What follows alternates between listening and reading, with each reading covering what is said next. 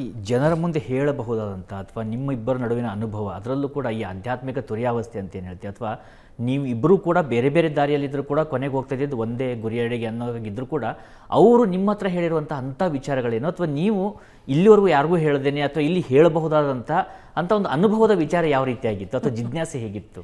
ಸಾಮಾನ್ಯವಾಗಿ ನನಗೆ ಒಂದು ನನ್ನದೇ ಆದ ಪೂರ್ವಗ್ರಹ ಇತ್ತು. ಅಪ್ಪ ಭಾಷಣ ಮಾಡ್ತೀರಿ, ಈ ಶಾಸ್ತ್ರ ಪರಂಪರೆಯ ಉಪನ್ಯಾಸಗಳು, ಆಮೇಲೆ 4 ಜನರಿಗೆ ಹೇಳೋದು, ಅದರಿಂದ ನಿಮ್ಮ ಅಂತರಂಗದ ಯಾವ ಅನುಭವ ಅಥವಾ ಆ ಒಂದು ಲೋಕದ ಸುಖ ನಿಮಗೆ ಖಂಡಿತ ವಂಚನೆ ಆಗೋದಿಲ್ವಾ, ಯಾಕೆ ಇದರಲ್ಲಿದ್ದೀರಿ ಅಂತ ಕೇಳಿದ್ದೇನೆ ನಾನು.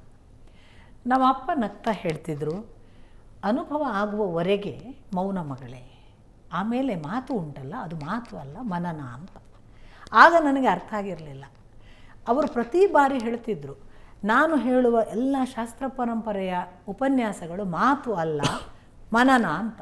ನೋಡಿ, ಆ ಮನನ ಯಾವುದರ ಮನನ ಅಂದರೆ ಅವರು ನನಗೆ ಹೇಳಿದ ಏಕಾಂತದಲ್ಲಿ ತಾನು ಅನುಭವಿಸಿದ ಅನುಭವಗಳ ಮನನ ಅಂತ ಈಗ ಅರ್ಥ ಅವರು. ಹಾಗಾಗಿ ನೋಡಿ, ಶಾಸ್ತ್ರ ಪರಂಪರೆಯ ಯಾವುದೇ ವಿಷಯಗಳನ್ನು ಅವರು ವಿವರಿಸುವಾಗ ನಮಗೆ ಹೀಗೆ ಕೇಳುವಾಗ ಅನ್ನಿಸ್ತದೆ, ಇವರಿಗೇನೋ ಆಗಿದೆ, ಇವರು ಇಷ್ಟೆಲ್ಲ ಅನುಭವ ಆಗದೆ ಹೇಳೋಕ್ಕೆ ಸಾಧ್ಯ ಇಲ್ಲ. ಹೊರತಾಗಿ ಎಲ್ಲೂ ಕೂಡ ಅನುಭವ ಹೇಳಲಿಲ್ಲ ಅವರು. ತಿಳಿದವನು ತನ್ನ ಒಳಗೆ ಅನುಭವ ಇಟ್ಕೋತಾನೆ, ಹೇಳೋದಿಲ್ಲ. ಅದು ನನಗೆ ಬಹಳ ತಡವಾಗಿ ಅವರ ಉಪನ್ಯಾಸಗಳನ್ನು ಕೇಳುವಾಗ ಆದ ಅರ್ಥ.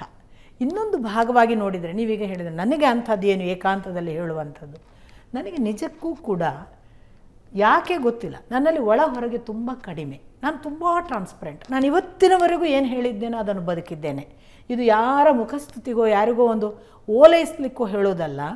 ನನ್ನ ಜೀವನ, ನನ್ನ ಅಪ್ಪ ನನ್ನ ಗುರುಗಳು ಹೇಳ್ತಿದ್ರು ನನಗೆ, ಮಗಳೇ ನಿನ್ನದು ನೀರಿನ ಸ್ವಭಾವ, ಯಾವ ಪಾತ್ರೆಗೆ ಹಾಕಿದ್ರೂ ಹೊಂದ್ಕೊಳ್ತಿ, ಅದು ಗುಣವೂ ಹೌದು, ಅದು ನಿನ್ನ ದೋಷವೂ ಹೌದು ಅಂತ. ಯಾಕೆ ಅಂದರೆ ಯಾರೂ ನಿನ್ನನ್ನು ಹೇಗೂ ಬಳಸಬಹುದು, ಆ ಅಪಾಯ ಇದೆ ನಿನ್ನಲ್ಲಿ ಅಂತ. ಇದು ಹೌದು, ಅಲ್ಲ ಅಂತ ಹೇಳಲ್ಲ. ಆದರೆ ಈ ಟ್ರಾನ್ಸ್ಪರೆನ್ಸಿ ಕೊಡುವ ಒಂದು ಸುಖವೋ ಸಂತೋಷವೋ ಇದೆಯಲ್ಲ, ಅದು ನೀರಿನ ಹಾಗೆ ಇದ್ದಾಗ, ಹೌದು ನೀರಿನ ಹಾಗೆ ಇದ್ದಾಗ ಮಾತ್ರ ಸಾಧ್ಯ. ಇನ್ನೊಂದು ಅದರ ದೋಷ ಭಾಗ, ಹೌದು ಯಾರೋ ಏನೋ ಬಳಸಬಹುದು, ಏನೋ ತೊಂದರೆಗಳಾಗ್ಬೋದು. ನನಗೆ ಒಂದು ಗೊತ್ತಾದದ್ದು ನಿಮಗೆ ಹೇಳಬಹುದಾದ, ನೀವು ಏಕಾಂತ ಅಂತಂದರೆ ಏಕಾಂತ ಅಲ್ಲ, ಅದು ನನ್ನ ಬಹಿರಂಗ ಕೂಡ. ಅದು ನನಗೆ ಗೊತ್ತಾದ ಒಂದು ಸಂಗತಿ ಏನು ಅಂದರೆ, ತೀರಾ ನೀರಿನಂತೆ ಪಾರದರ್ಶಕವಾಗಿ ಇರುವ ನಡೆಯನ್ನು ನಾವು ನಡೆದರೆ ಆ ಭಗವಂತ ಈ ನೀರು ಕಲ್ಮಶವಾಗದಂತೆ ಕಾಯ್ತಾನೆ ಅಂತ ನನಗೆ ಗೊತ್ತಾಗಿದೆ. ಅಷ್ಟರ ಮಟ್ಟಿಗೆ ಅದರ ಒಂದು ಭಾಗ ನನ್ನದು, ಇನ್ನೊಂದು ಭಾಗ ಅವನದ್ದು. ನನ್ನನ್ನು ನಾನು ಪಾರದರ್ಶಕವಾಗಿ ಇಟ್ಟಿದ್ದೇನೆ, ಇದಕ್ಕೆ ಕೊಳೆ ಆಗದ ಹಾಗೆ ಅವ ನೋಡಿಕೊಂಡಿದ್ದಾನೆ.